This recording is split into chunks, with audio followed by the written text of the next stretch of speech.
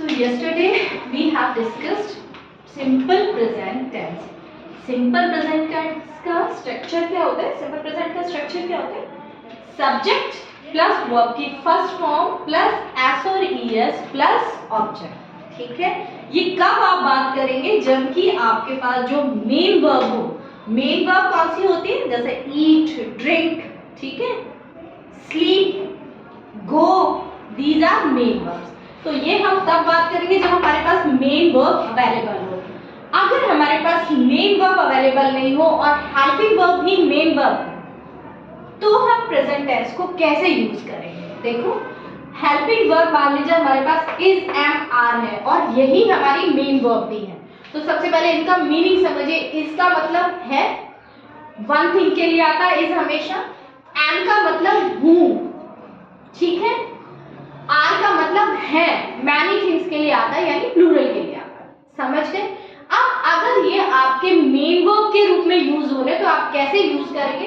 इसका यूज आप सिंगुलर यानी ही, शी, इट या कोई भी नेम हो या सिंगुलर आपका सब्जेक्ट हो, उसके साथ आपको क्या यूज करना है बेटा? इज. एम आप हमेशा आई के साथ यूज करेंगे, ठीक है. आर आप यूज करेंगे यू, दे, वी या प्लूरल के साथ. Plural subjects, it can be boys, it can be girls, it can be students. ठीक है, okay. Now sentences, he is a boy, ठीक है. तो यहाँ पे वो एक लड़का है. इसका यूज किसके रूप में हो रहा है? मेन वर्ब के यूज. यहाँ पे इज जो है वो आपकी हेल्पिंग वर्ब नहीं है. I am a good player, मैं गुड प्लेयर हूं. तो एम यहाँ पे क्या है? आपकी मेन वर्ब है, ठीक है.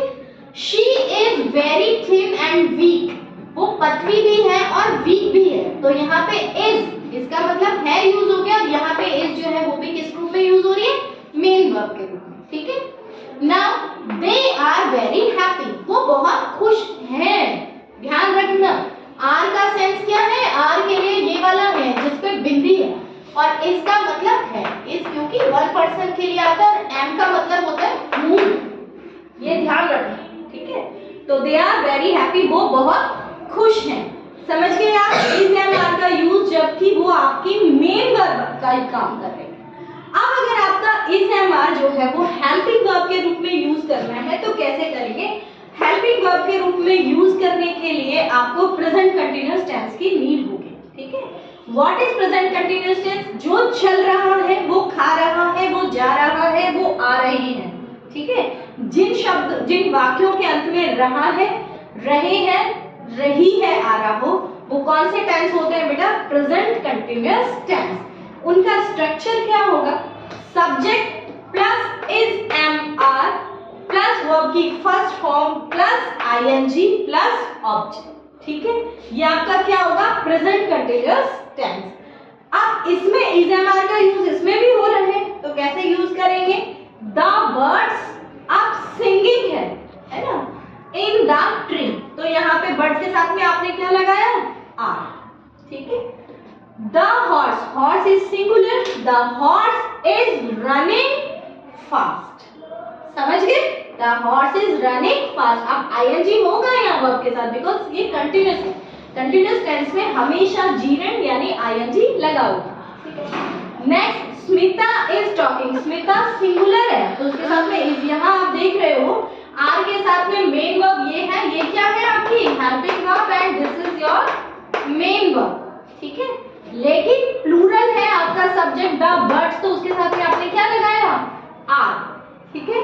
द हॉर्स, हॉर्स आपका क्या है बेटा? सिंगुलर है तो सिंगुलर के साथ हम क्या यूज करेंगे? इज, ठीक है. और running very fast, running fast. जो हॉर्स है वो तेज भाग रहा है. Smita is talking to her friend. किससे बात कर रही है? अपनी फ्रेंड से बात कर रही है. तो स्मिता सिंगुलर है इसलिए उसके साथ में हमने क्या लगाया? इज लगाया, ठीक है. आई के साथ हम हमेशा क्या यूज करते हैं? Am, present tense. तो I am enjoying the movie.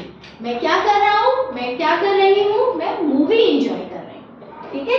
तो एम, ये सब यहाँ पे इज एंड आर का जो यूज है वो किस में हो रहा है? हेल्पिंग वर्ब के रूप में यूज हो रहा है, ठीक है. और यहाँ पे इज एंड आर का यूज किस में हुआ बेटा? मेन वर्ब के रूप में. समझ गए? तो सिंपल प्रेजेंट टेंस में आप हेल्पिंग वर्ब को मेन वर्ब में भी यूज कर सकते हैं।